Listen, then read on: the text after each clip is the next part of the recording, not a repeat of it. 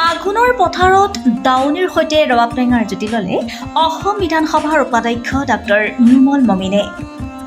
বৰ্তমান সমগ্ৰ ৰাজ্যতে সোণালী হৈছে ধাননি পথাৰ। কাঁচিৰ শব্দত মুখৰ হৈছে ৰাজ্যৰ পথাৰসমূহ। ভৰ বাৰিষাৰ আহাৰ শাওণ মাহৰ বোকা পানীৰ কষ্টৰ অন্তত আঘোণৰ সোণগুটিৰে ভঁৰাল উপচি পৰাৰ আনন্দত নাচি উঠে কৃষকৰ মন প্ৰাণ। আঘোণৰ পথাৰত ৰ'দত বহি ৰবাব টেঙাৰ জুতি ল'বলৈ সকলোৰে মন যায়। সেই সময়বোৰ অপব্যয় নকৰি অসম বিধানসভাৰ উপাধ্যক্ষ তথা বোকাজানৰ বিধায়কে নিজ সমষ্টিৰ দেওপানীত দাৱনী আৰু স্থানীয় ৰাইজৰ সৈতে পথাৰত বহি সকলোৰে লগত মত বিনিময় কৰাৰ লগতে ৰবাব টেঙাৰ জুতি লোৱাৰ উপৰিও হাতত কাঁচি লৈ ধান কটাত ব্যস্ত হৈ পৰা দেখিবলৈ পোৱা গ'ল।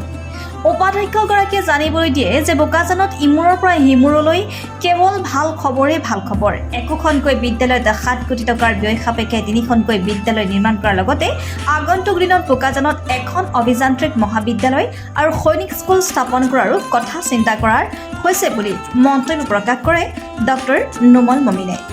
বোকাজানৰ পৰা ত্ৰিদীপ গগৈ ৰিপৰ্টাৰ লাইভ অসম। ফূৰ্তি যে খুব সুন্দৰ ধান খেতি হৈছে আৰু আমাৰ ধানেই হৈছে আমাৰ 1 নম্বৰ যিটো উপাৰ্জনৰ এটা চ'ৰ্চ আৰু তাতে আমাৰ এইবাৰ খেতি ভাল হোৱাৰ কাৰণে সমগ্ৰ বোকাজানবাসী ৰাইজ আনন্দিত হৈছে আৰু অকল বোকাজান বুলি মই বিভিন্ন ঠাইত ঘূৰিছোঁ, সকলোতে ধান খেতি এইবাৰ খুব ভাল হৈছে আৰু চৰকাৰে 2400 টকালৈ 21 টকালৈ কুইণ্টেল বৃদ্ধি কৰিলে। সেইকাৰণে ধান বিক্ৰী কৰিও বহুত ৰাইজ এইবাৰ উপকৃত হ'ব আৰু ধনী হ'ব। মই খুব ভাল লাগিল যে ৰাইজৰ লগত থাকি তেখেতসকলে ইমান ধুনীয়াকৈ ৰবাব টেঙা নিজেও গুচালে, চবেই এইটোৱে হৈছে গাঁৱৰ ধান খেতি। আমাৰ সৰু ল'ৰালি কালৰ কথা মনত ধান দাইছিলোঁ প্ৰথম অৱস্থাৰ পৰাই কঠীয়া পৰাৰ পৰা কঠীয়া তোলাৰ পৰা ধান ৰোৱাৰ পৰা হাল বাই এইটোৱে হৈছে খেতিয়কৰ সকলোতকৈ আনন্দৰ মুহূৰ্ত।